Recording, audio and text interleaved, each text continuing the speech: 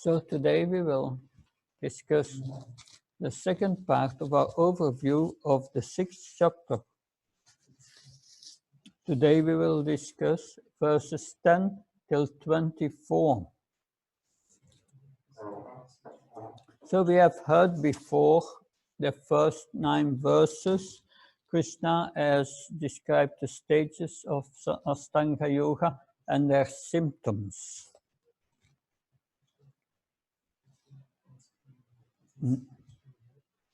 Now, in the next verses, Krishna will explain how to practice these stages. One should practice this yoga with determination and controlling one's mind, fixing the mind on the super soul.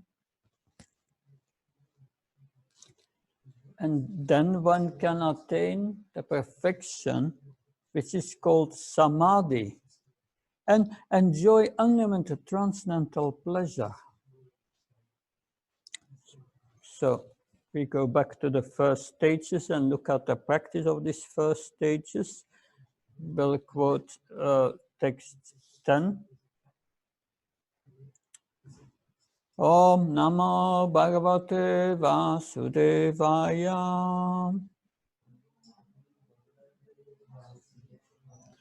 Yohi yunjita satatam atmanam rasistita. Ekake yatasitatma nirashir aparichaha. A transcendentalist should always engage his body, mind, and self in relationship with the Supreme. He should live alone in a secluded place and should always carefully control his mind. He should be free from desires and feelings of possessiveness. So we are hearing in this verse that a yogi must accept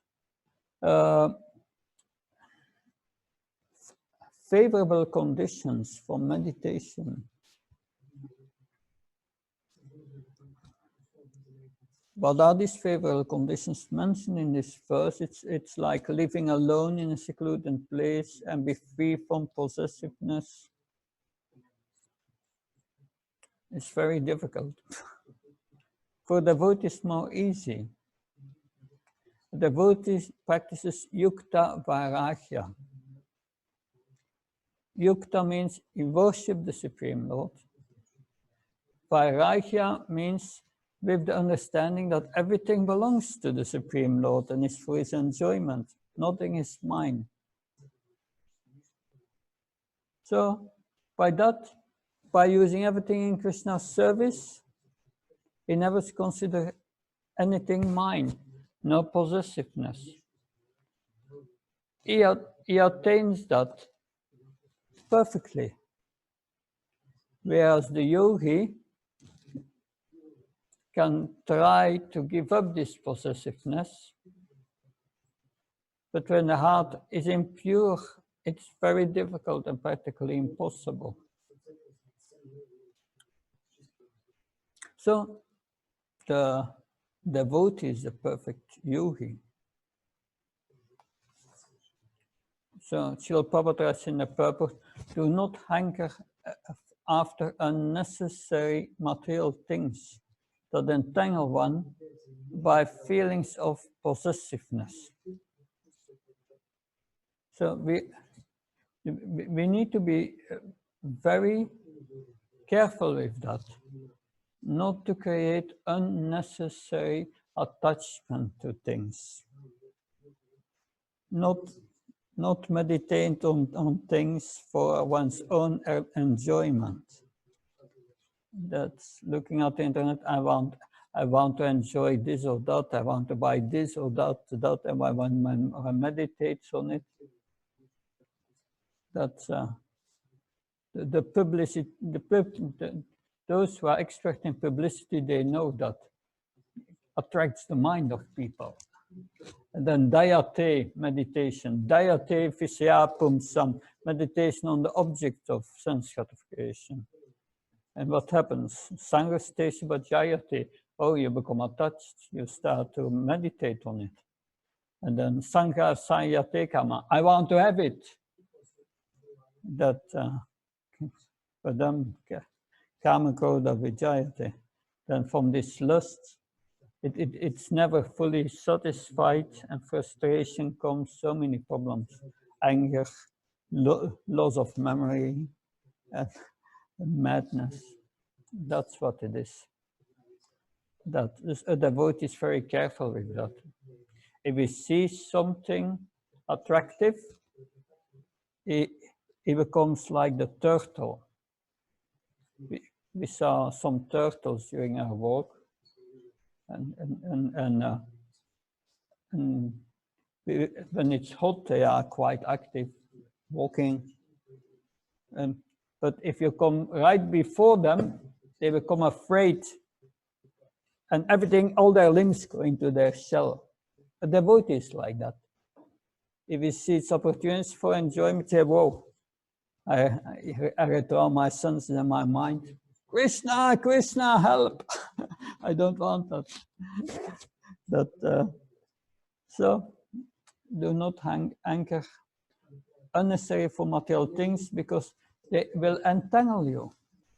Your conscience will become attracted, and it becomes a whole troublesome experience. But you can enjoy differently. You offer everything to Krishna.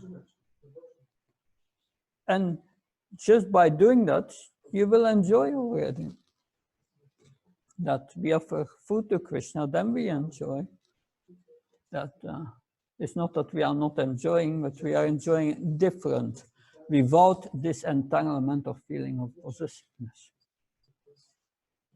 And then in the Srila Prabhupada is next slide. He is commenting in the commentary on the word ekaki, alone. The yogis should live alone in a solitary place. And Srila Prabhupada writes in the purport, a Krishna conscious person is always alone, because he has nothing to do with persons not in Krishna consciousness. So you see, this is a Russian Hare Krishna festival. There are so many devotees, but according to Srila Prabhupada, they are alone, because they are not associating materially with anything in this world. That next slide, you will see the 8 limbs here described. They are described as such in the Yoga Sutra 229. It's mostly, yeah. You have yam, that means are following our 4 relative principles. That's our yam. Niyam, things to do. We chant Hare Krishna, we follow the 9 pillars of devotional service, worship the deity, hear the Bhagavatam, that, yes, and chant Hare Krishna. Ashan, physical posture, sit straight. Pranayam, regulation of breath. The pranayam is meant, it's purifying the subtle body, the mind and the intelligence, but it takes a long time. It can take a few lifetimes. And we don't have so much time in Kali Yuga. We are very short-lived. No time for that. But the pranayam is also purifying, but it's going very slow. When you are purified, you can go pratyahara, sense withdrawal. You go inside. You forget about all the object of the sense, and you go inside. You close your eyes, but not completely, because if you close your eyes completely, you fall asleep. You have not completely open, because then you see all this nonsense. So it's just between that, and then they go inside, and then they concentrate on their real self, the spirit soul inside. That and they become very peaceful. And when they are completely purified, they get into meditation on the supersoul in heart. And finally, they get in samadhi. That's are the 8 limbs of the yoga system. Therefore, it's called Asta. Asta is 8. Astanga, 8 limbs. Astanga yoga.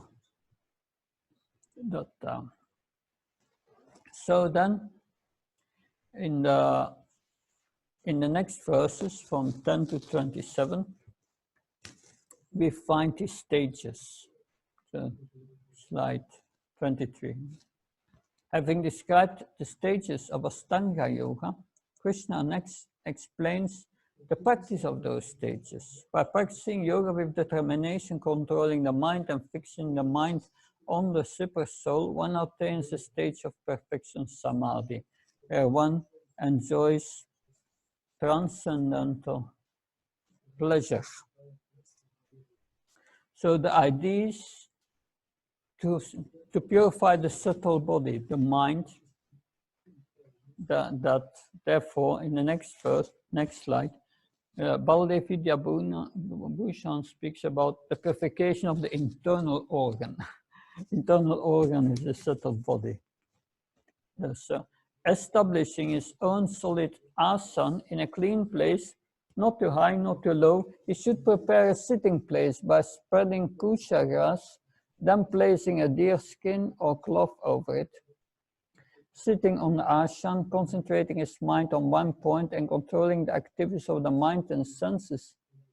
He should engage in yoga for the purification of the internal organ.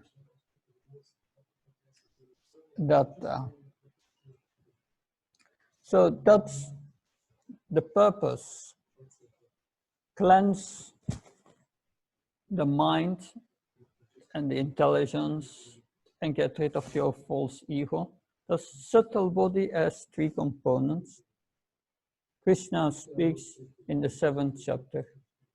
7.4 is a Bhumirapo Nala Vayor Kama Nabodrevasha Hankar Ityame Pina Prakati Ashtata. Krishna says Asta, again the word Asta. Krishna speaks about his Saktis, 8 material energies. And Krishna says, these are my external energies. External. He has also his spiritual energies, but this is his separated. He says separated. If he sees things separated from Krishna, it becomes material. Separate material energies. Earth, air, ether, fire, sky, water, yeah. So these are the 5 gross elements. The gross body is made of that. But then our subtle body is made of the next 3 elements. Mano, Buddhi, Evasha, and Ahankar. Mano, Buddhi, Ahankar. These are the 3 components of the subtle body. The mind is subtle energy. Thinking, feeling, willing. The intelligence, sense of discrimination. The intelligence decides what to do, what not to do. Discrimination. Then you have ahankar, the idea that I'm this body. And that idea comes up when the intelligence and the mind are polluted by the material modes, are polluted by lust, anger, greed, madness, illusion, and so on. And that has to be removed. And that's the cleansing of the internal organ, Baladev Vidyabhushan says. Sometimes you see people very nicely dressed, clean, at least at the outside, and look very friendly, but their subtle body stinks. It's not nice.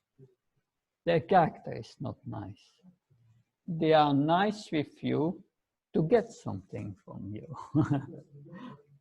But otherwise, they are not nice. Like the like the Gandhar Maharaj said once on the airplane, the steward is very nice with you. She smiles, but in fact she wants to throw she wants to throw the cup of coffee or whatever on your head. So it's yeah, you cannot see what they think. But that's mostly, yeah.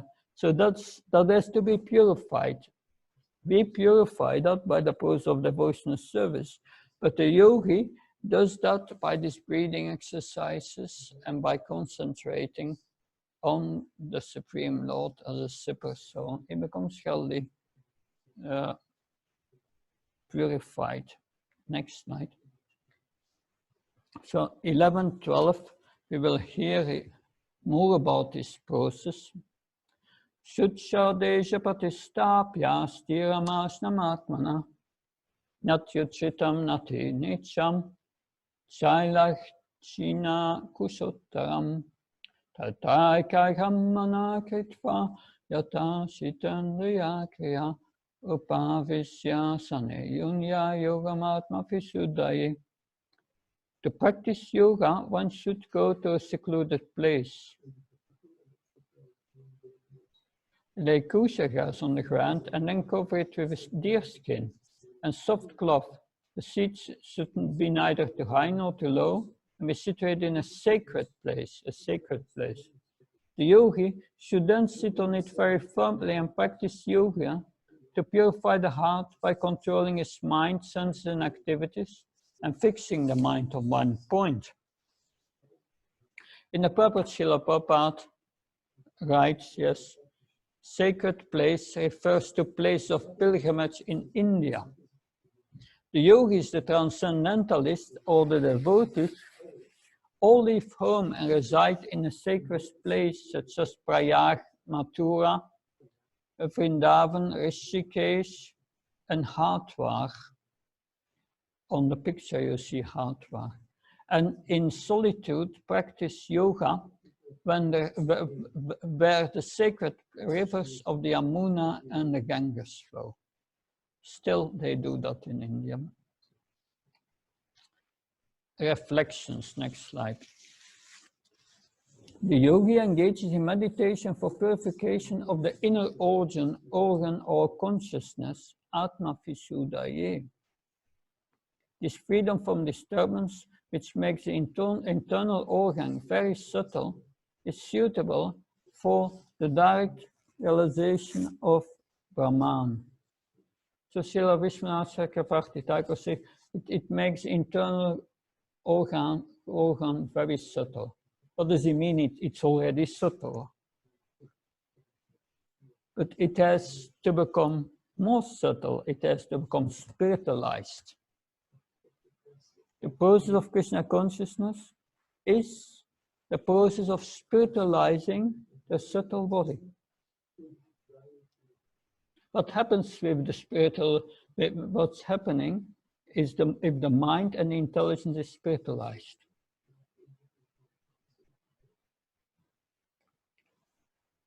Then there is no false ego anymore. It's gone. How do we purify the mind? Have Krishna in your mind. Then the mind will become purified, thinking of Krishna. How do we purify the intelligence?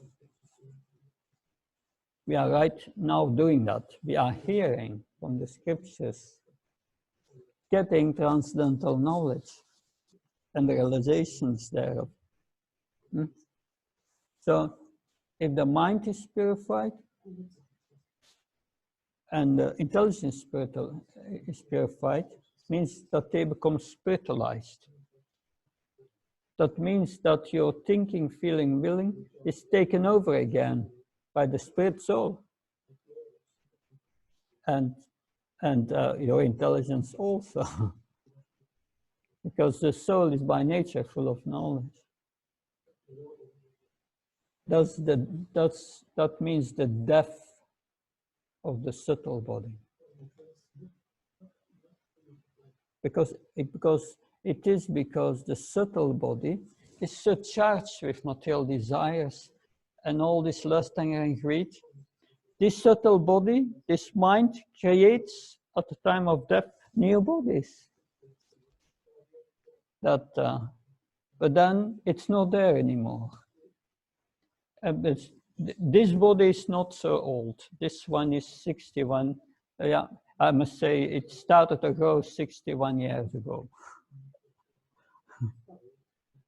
in the womb of the mother, this body.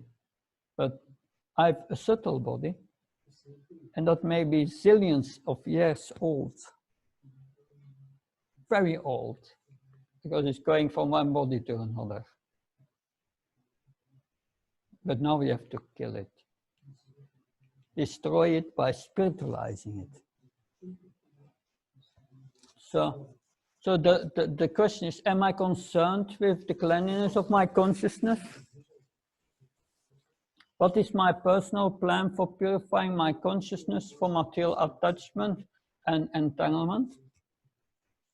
Or do I think everything is all right? No problem. We will continue accepting bodies one after another. It's up to us. Then the next two verses. So what did we learn from these two previous verses?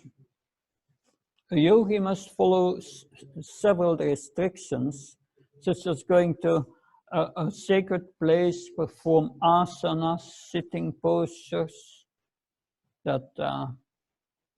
So what do we learn from that? There are so many yoga clubs, probably also in Varna and Burgas and Sofia. Are they doing all these things? No, not at all. So it's not really yoga. It's cheating. It may be good for health for the time being, for the gross body, but they are not working on the subtle body.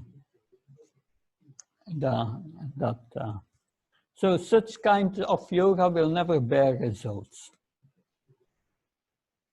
But all these restrictions, we cannot follow them at the present. We can only chant Hare Krishna, Krishna Krishna, Hare Hare. Hare Ram, Ram Ram, Hare Hare. Text 13-14, we will hear more about this practice. Samankaya Shiro Grivam Dharayan Achalam Stiras Samprekshana Sikagam Svam Disasana Falokayan Pashantatma Vihatabir Pramachari Vatestita Manasamyamya Matshita Yukta Shita Matpara. One should hold one's body and neck and head erect in a straight line and stare steadily at the tip of the nose. Thus, with an unagitated, subdued mind, devoid of fear, completely free from sex life, one should meditate upon me within the heart and make me the ultimate goal of life. So, what is the purpose of yoga, finally? Is to discover and see Paramatma in the heart. That an ultimate goal, that's to serve Krishna. So if the yogi does not come to the realization that the super soul is an expansion of Krishna, and that we are part and parcels of Krishna, meant to serve Krishna, then they miss the attainment of perfection. This yoga, this Ashtanga yoga, is only a stage of coming to bhakti. Why not going to bhakti immediately? No need to go to all these stages, life after life. But why is that there? Because there are those who are not accepting Krishna as the Supreme Personality of Godhead. They don't understand that the Supersoul is an expansion from the Supreme Lord. That Krishna is all-pervading through the Supersoul. That so any yoga without having this clear purpose of serving Krishna, it's a waste of time. We have studied before, heard before about the jhana process and now the dhyana process. These processes are very difficult. You must be celibate. But in the bhakti process, even householders are allowed, no problem, because it's so powerful that one loses sex attraction by gaining a higher taste. But in that process of Ashtanga Yoga, one must control the mind and avoid all sense gratification, of which sexual attraction is achieved. So giving up these material desires. In the next slide, we see this song of Narodam Das Thakur, which we have sung one morning. That so it's the second verse of the Gauranga Bolite Habe song of Narodam Das Thakur. Arika benitai chander, karuna hoibe, samsara vasana move, kabetu chahabe. When will that day come when Lord Nityananda's causeless mercy is bestowed upon me, so that my desire for material enjoyment becomes very insignificant? So Narodam Das Thakur, he prays to the Lord, please be merciful to me. You will be merciful to me if I can give up all this material attachment, and that this attachment to sense gratification becomes insignificant. So that's an appropriate desire for all the devotees. We should pray for that. Please take it away.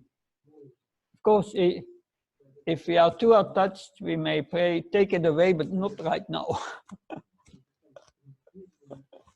But we must come over that. We must become very sincere by hearing that and desire that, cultivate that desire.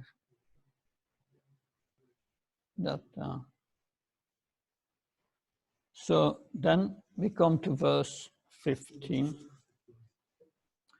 Yungam evam sadatmanam yogo niyatamanasa santim nirvana paramam matsamstam adhikachati. Thus practicing control of the body, mind and activities, the mystic transcendentalist is mind-regulated, attains the kingdom of God by cessation of material existence. So that finally he attains the abode of Krishna by cessation of material existence, if he develops this devotion for Krishna. So Srila Prabhupada writes in the purport, a consummate yogi who is perfect in understanding the Lord. That's the condition. One must know who Krishna is, who we are, and what our relationship is. Matchita, matpara, matstanam. If one understands the Lord in that way perfectly, one can attain real peace and go to Goloka Vrindavan. Good. After hearing that, Krishna comes back to the mind.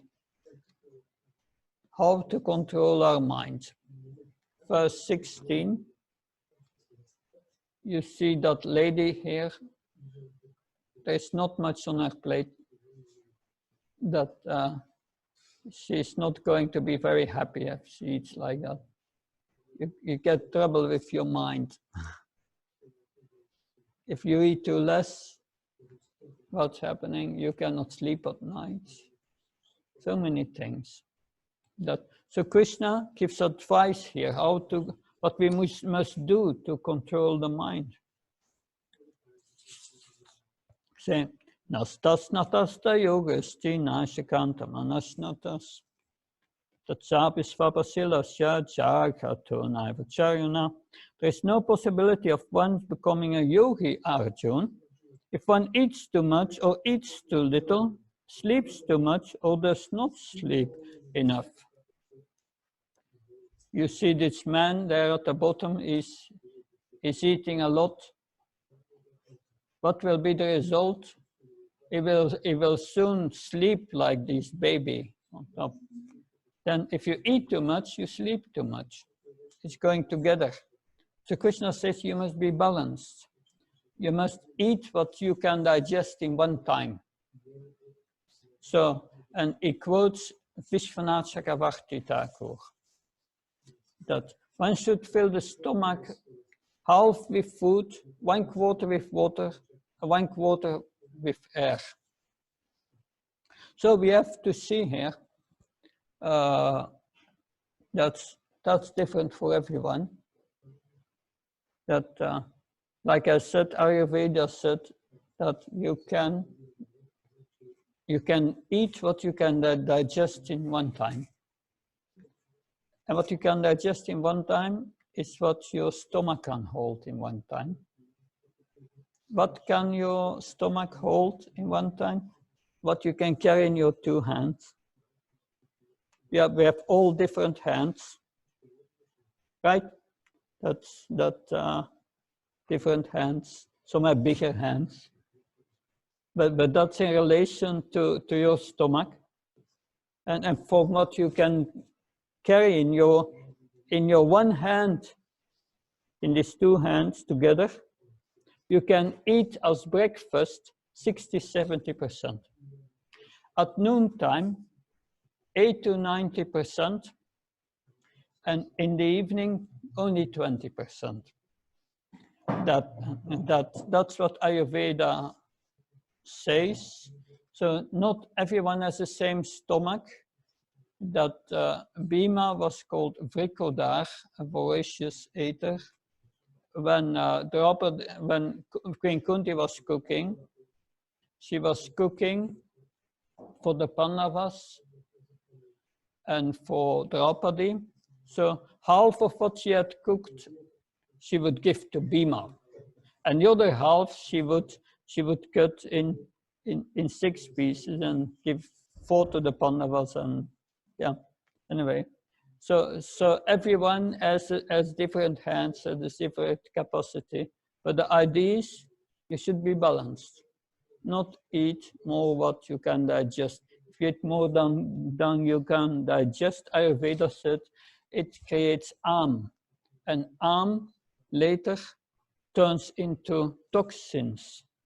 And these toxins will find their way in your body, the weakest place of your body, and create disease there, infections and what else. So that's important. Don't eat too much. Don't sleep too much. If you sleep too much, you're going to ignorance. That Srila Prabhupada explains this further. That next slide. What is the result of extravagance in eating and sleeping? You see this man there sleeping on his desk.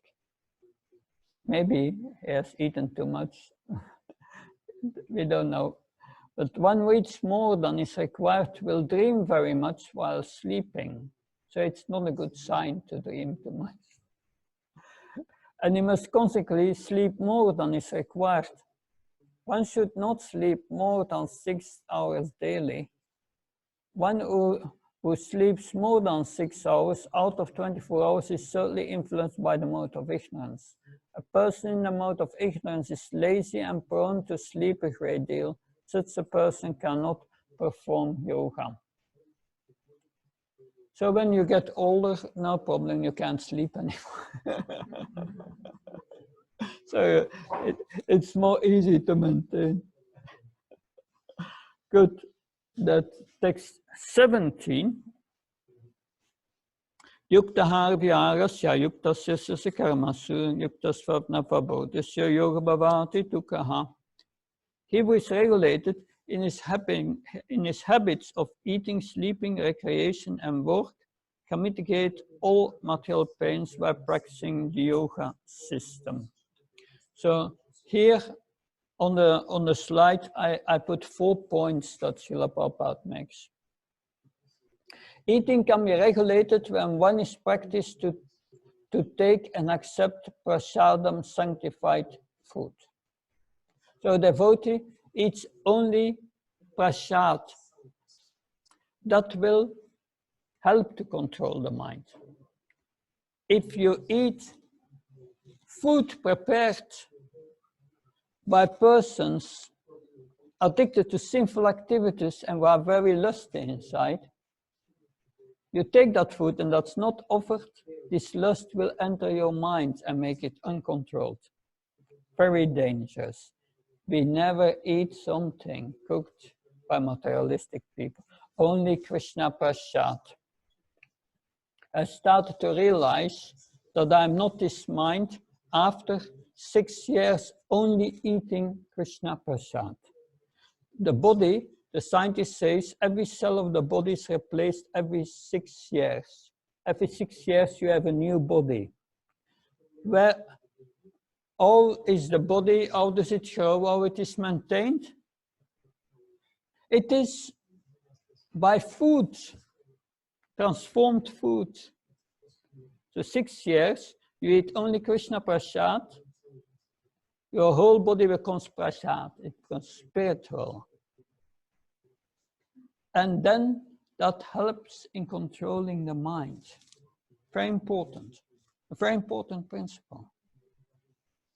You become what you eat.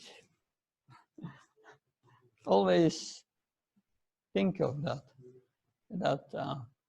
So eating, Srila Prabhupada said, can be regulated when one is practiced to accept prasadam, sanctified food. That's very important. Your eating cannot be regulated otherwise. Second point he makes, a Krishna conscious person is always alert in the discharge of his duties in Krishna consciousness, and therefore any time spent sleeping is considered a great loss. So the devotee wants to be active in Krishna consciousness. This morning, I got up, took my shower and then I'm chanting 16 rounds. I'm attending the Mangal Aratik in Radhadesh through the internet. I chant my Gayatri, and then this morning I've recorded a podcast on the Bhagavad Gita, which I'm sending to my friend here. And then after that, during 1 hour, I caught up with all my email, so many emails. And I just finished before I came down. So no time, it's too busy. That too much things to do. I want to read so many things, study so many things, to have so many contacts to follow up and tasks.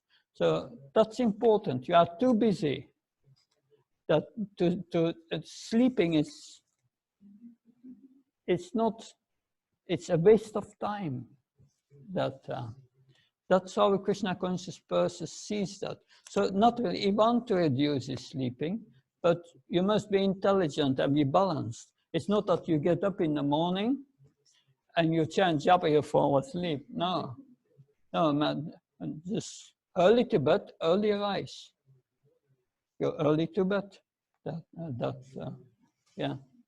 And then a Krishna conscious person does not do anything which is not connected with Krishna's interest. So he only serves Krishna. That's what he wants to do. So there's no question of sense gratification. It does not mean material leisure. It said one does not need recreation, because it's so ecstatic, the service, that no need for recreation. Materialistic persons, they go to work, have to do so many things, and they think it's Monday, Tuesday. I wish it was already Friday. But the devotee is not like that. And then Friday, then the weekend comes. The Friday they smile. And then the weekend comes, and it's going so quickly, and then Monday again. So for materialistic people, they have to work, rest, and recreation in the weekend. Otherwise, they don't survive. But for the devotee, it's not needed. He performs devotional service and he rests, and that's okay. That no recreation required, because there is no question of sense gratification. So, that is text 17. Next slide. This is a daily schedule of Bhaktivinoda Thakur. That he was the spiritual master and the father. He was a spiritual master of Gauranga Das Babaji, who was his Siksha disciple. And Srila Gauranga Das Babaji was the disciple of Bhaktisiddhanta Saraswati Maharaj, the spiritual master of Srila Prabhupada. So Bhaktivinoda Thakur, he got a British education that he did exams when he was young, and he became a judge.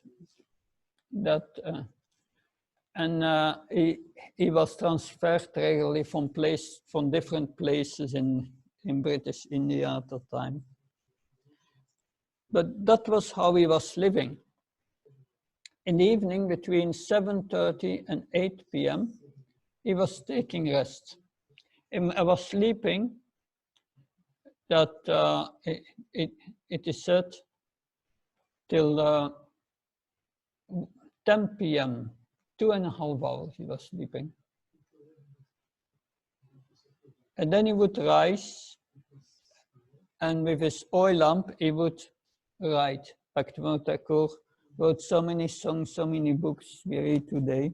He was writing, and he would be writing till 4 o'clock in the morning. And then half an hour he would take rest. Then he would get up, wash his face and his hands, and he would chant Hare Krishna until japa till 7 o'clock. That 2.5 hours. 7 o'clock he would write letters. Today we do email, but he was writing letters. And then 7:30 he would read the books of previous acharyas. Until 8:30, 1 hour reading, and then he would receive guests, or he would continue reading till 9:30. From 9:30 till 9:45, 50 minutes, he would have a power nap. And then he would get up, take a shower, and he would take breakfast. What was his breakfast? Is a half quart milk. So that's not much milk, with 2-3 chapatis and some fruits. That he would eat, and that would take 10 minutes. And then and then next slide. Then 5 to 10 he would go to court, because he was a deputy magistrate. He would wear a coat and pants to the court, but he would have his tulsi beads and tilak, and he was a very strong judge. He would not allow any upstarts. He would shave his head monthly, and he made it a point to never had any debts yet, and any debts to anyone. So, and then 10 o'clock the court began, and he would sit in the court for 3 hours. And at 1 p.m. he would come home and take a bath and refresh. 2 o'clock he would go back to the office and translate, and he would do his work, all his work in 3 hours. 5 p.m. would be finished. His colleagues were very envious of him because they needed 5-6 hours. He did everything in 3 hours. And 5 p.m. he came home, and then he would translate works from Sanskrit into Bengali. And then in the evening, he would take a meal of rice, a couple of chapatis, and half-liter milk, and that's it. And then he would go to sleep, and it starts over again. If you look at the life of Srila Prabhupada, was very similar. That he was sleeping until midnight, got up, and then he was translating until the morning. That we cannot imitate that. We have to build that up little by little. Most of us will need 6 hours, and it's okay. You take 6 hours.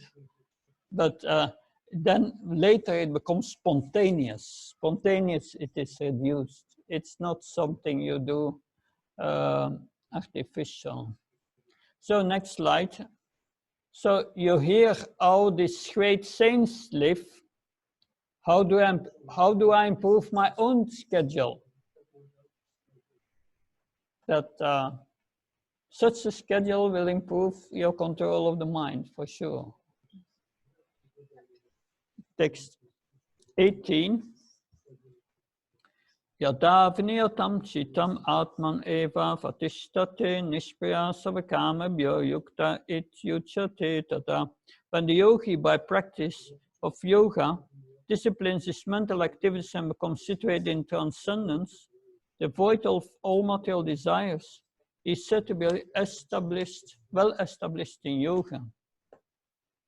So, Srila Prabhupada writes in the purport, a yogi who is well disciplined in the activities of the mind, then he can no longer be disturbed by any kind of material desire. We are so fixed up, like Bhaktivinoda Thakur, in service, we have no time for all these desires. We are too busy. So disciplining the mind, next slide. What does disciplining the mind mean? You have to follow all these points that we heard in this chapter. The yam, follow the 4 relative principles. The niyam, what to do in devotional service, all our practice. Not eating too much, not sleeping too much. Always busy with devotional service, only taking Krishna Prasad. All these things are helping with disciplining the mind. That so then, because in the conditioned state, the mind directs the intelligence. And that the mind says, I want to enjoy that, and tells the intelligence, make a plan. And that's madness. But in the liberated state, the intelligence engages the mind in devotional service based on transcendental knowledge. So, do I act as I feel? Don't do it. It's madness. Hare Krishna. Yukta. The word yukta is used here. And Srila Prabhupada in the purport explains this. The senses and the mind require engagement. Simply, abnegation is not practical. Therefore, for people in general, especially for those who are not in the renounced order of life, transcendental engagement of the senses and the mind as described above is the perfect process for transcendental achievement, which is called yukta in Bhagavad Gita. So keep always busy in devotional service. You must be so busy. If someone comes to you and say, I'm too busy, and that's a good sign. Good. Next, if you can concentrate the mind and it becomes purified, what's happening? Text 19. Yatadipo nivatasto ningyate supamasmita yogina yatasita sayung yato yogam atmana. As a lamp in a windless place does not waver, so the transcendentalist whose mind is controlled remains always steady in the meditation on the transcendent self. Srila Prabhupada writes in the purport, in the commentary, a Krishna conscious person remains always absorbed in transcendence, in constant, undisturbed meditation on the Supreme Lord, is as steady as a lamp in a windless place. So that's the real samadhi. Always thinking of the Supreme Lord. Krishna, the super soul, is the doer, is doing everything in this world. And the devotee sees only Krishna doing things. Now, of course, next slide, we have the choice. We are steady engaged in devotional service, or we are the servant of our senses. You see this man at the bottom here. So he's driving a car, he's hearing music, he's making a phone call at the same time, and he tries to eat something. It's madness. A devotee concentrates on one thing, then meditation begins. So when you perform your devotional service, don't try to do two things at the same time. Do one thing and do it good. Then you can concentrate on it. That's important for the steadiness of the mind. And then finally, one comes to the level of samadhi. And that's the last set of verses. I will read the verse that, and then we will hear what it really means, samadhi. I think it's here. Yes.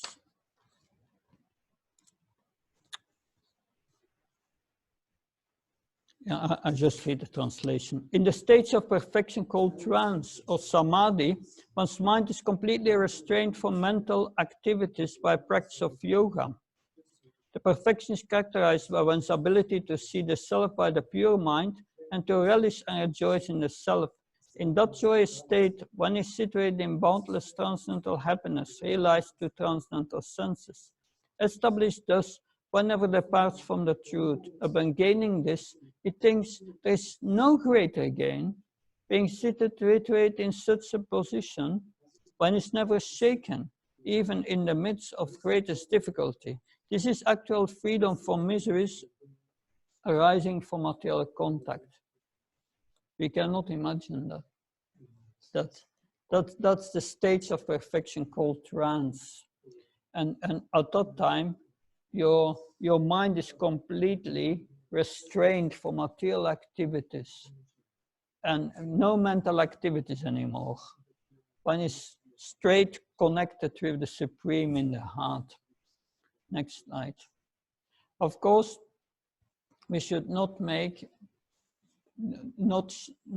try to show that artificially. It's Krishna who reveals from within. That because in this Ashtanga yoga system, there if one becomes progresses one becomes very powerful and develops mystic power. And one becomes interested in this mystic power, one deviates from the goal. So Srila Prabhupada writes in the purport, if yogis are attracted by the byproducts of yoga, they cannot attain the perfection. Persons, therefore, indulging in the make-show practice of gymnastic feats or siddhis should know that the aim of yoga is lost in that way. So it's very dangerous. And most yogis, they become deviated from that. And they show them to the public that producing some ashes or some gold. But that is cheating. We should know that. In the last verse, this is nice to hear that, what the perfection is, but what do we need to attain that? One should engage oneself in the practice of yoga with determination, faith, and not be deviated from the path. One should abandon without exception all material desires, born of speculation, and thus control all the senses on all sides by the mind. So in this verse 24, that it is said, Srila Prabhupada, is paraphrasing or repeating the words of Baladev Vidyabhushan. Yoga should be performed with enthusiasm, like the bird who attempted to dry up the ocean which stole her egg. So you see the little bird here. The little bird lost his eggs in the ocean and said to the ocean, I want my eggs back or I will empty you. And the ocean was laughing, such a small bird, how can it empty the ocean? But the little bird started to empty with a little beak, emptying the ocean. But then Garuda heard about the determination of his small bird sister bird. And Garuda, his wings are practically as big as the Earth planet. And he came down to the ocean and said, you should give the Earth the eggs back, or I will empty you. And then the ocean became angry and gave the eggs back. So that's important for us. If we are determined in devotional service, never give up. Finally, Krishna will protect us and be merciful to us and give us this higher realization in devotional service. Utsaya, Nisya, Daryat, be patient, and Nisaya, have determination, conviction. And that, so when we engage in devotional service with determination, if he has faith, he will attain success. That the Lord will give his mercy. So, thank you very much. Any question? Something to think about? That tomorrow we will continue with the 6th chapter, with the next sections. We have still 2 sections to go. Tomorrow we will hear more about controlling the mind. Thank you very much. Srila Prabhupada ki